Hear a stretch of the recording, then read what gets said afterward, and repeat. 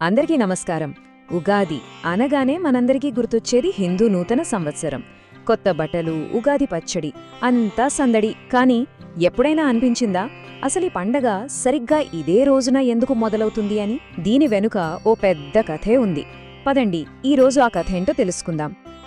So మన ముందున్న ప్రశ్న ఇదే: హిందూ నూతన సంవత్సరం ఈ ప్రత్యేకమైన రోజునే ఎందుకు మొదలవ్వాలి? ఇది కేవలం తరతరాలుగా వస్తున్న ఒక ఆచారమా, లేకపోతే దీని వెనుక ఇంకేదైనా లోతైన కారణముందా? ఈ ప్రశ్నకు సమాధానం మన పురాణ గ్రంథాల్లోనే ఉందండోయ్. రండి కలిసి ఆ రహస్యాన్ని ఛేదిద్దాం. సరే, మన మొదటి క్లూ ఎక్కడ దొరుకుతుందంటే ఏకంగా ఈ విశ్వం పుట్టుకలోనే ఉంది. అవును, మనం అక్కడ నుంచే మొదలుపెట్టాలి. బ్రహ్మపురాణం ఏం చెబుతుందంటే, సృష్టికర్త అయిన బ్రహ్మదేవుడు ఈ విశ్వాన్ని సృష్టించడం మొదలుపెట్టిన రోజు ఇదేనట. అంటే మనం జరుపుకునే ఈ రోజు సృష్టికి మొదటి రోజన్నమాట. ఇక్కడ ఒక క్రమముంది చూడండి. బ్రహ్మగారు మొదట ఏం సృష్టించారో తెలుసా? సమయం, అవును, కాలం, టైంని సృష్టించారు. ఆ తరువాతే గ్రహాలు, జీవరాశులు, ఆ తరువాతే మన రోజులు, నెలలు, సంవత్సరాలు. సో ఆలోచించండి, కాలమే ఈ రోజు మొదలైనప్పుడు ఆటోమేటిక్గా సంవత్సరానికి మొదటి రోజు కూడా ఇదే అవుతుంది కదా. Simple logic. మన క్యాలెండర్ ఈ విశ్వం యొక్క క్లాక్తో పాటే టిక్ అవ్వడం మొదలుపెట్టిందనమాట. సరే, సృష్టి మొదలైన రోజు కాబట్టి ఇది ఫస్ట్ డే అనుకున్నాం. బావుంది. కానీ కథ ఇక్కడితో అయిపోలేదు. ఇందులో ఇంకో లేయర్ కూడా ఉంది. అదేంటంటే కాలం. ఈ టైం అనే కాన్సెప్ట్లోనే మనకు రెండో క్లూ దొరుకుతుంది.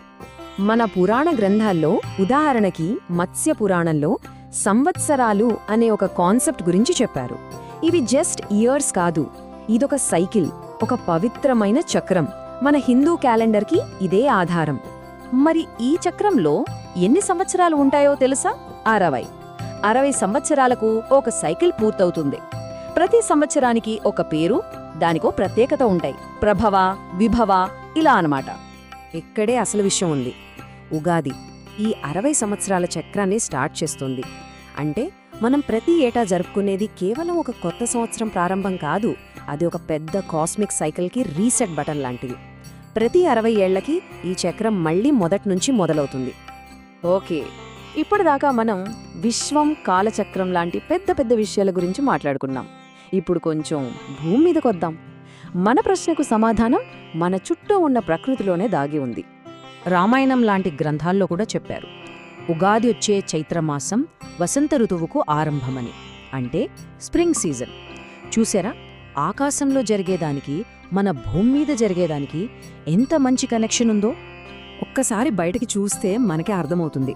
చెట్లకి కొత్త చిగుర్లు వస్తాయి, మామిడి చెట్లు పూతతో కళకళలాడతాయి.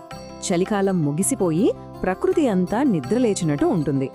సో ఉగాది అంటే ప్రకృతి కూడా కొత్తగా పుట్టే రోజు, నిజమైన రీస్టార్ట్ అన్నమాట. సరే, ఇప్పటికే మనకు 3 కారణాలు తెలిసాయి. ఇప్పుడు 4వ దానికి వెళ్దాం.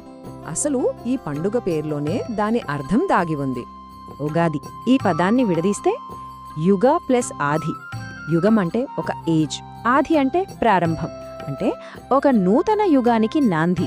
వావ్, చూసారా, కేవలం కొత్త సంవత్సరం కాదు, ఇది ఒక కొత్త శకానికి ఆరంభం అని దాని పేరులోనే ఉంది.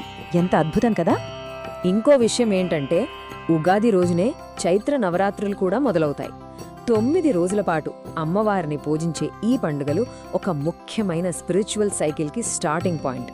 అంటే ఉగాది ఒక ఆధ్యాత్మిక ప్రయాణానికి కూడా ఆరంభమన్నమాట. ఓకే, ఇవన్నీ చాలా గొప్ప విషయాలు. ఇప్పుడు మనం వీటన్నిటినీ మన జీవితానికి, మనకు దగ్గరగా ఉండే ఒక విషయానికి కనెక్ట్ చేద్దాం. అదే ఉగాది పచ్చడి. ఆ సంప్రదాయం వెనుక ఉన్న అసలు మీనింగ్ ఏంటో చూద్దాం. మనందరికీ తెలుసు, ఉగాది రోజున ఉగాది పచ్చడి తినడం చాలా ముఖ్యం. ఇది కేవలం ఒక వంటకం కాదు, ఇదొక ఫిలాసఫీ. 6 రకాల రుచులు కలిపిన ఈ పచ్చడి జీవితానికి ఒక అద్దం లాంటిది. ఈ 6 రుచులు మన జీవితంలోని 6 భావాలకు ప్రతీక. తీపి సంతోషానికి, పులుపు ఎదురయ్యే సవాళ్లకు, చేదు బాధలకు, కష్టాలకు, కారం కోపానికి, ఉప్పు భయానికి, మరి వగరు ఆశ్చర్యానికి. అంటే లైఫ్ అనేది ఈ అన్నింటి కలయిక అని చెప్పడమే ఈ పచ్చడి ఉద్దేశ్యం. సో ఈ మెసేజ్ చాలా సింపుల్ కానీ చాలా పవర్ఫుల్. జీవితం ఎప్పుడూ కేవలం తీపిగా ఉండదు, సుఖదుఖాలు కష్టనష్టాలు అన్నీ ఉంటాయి.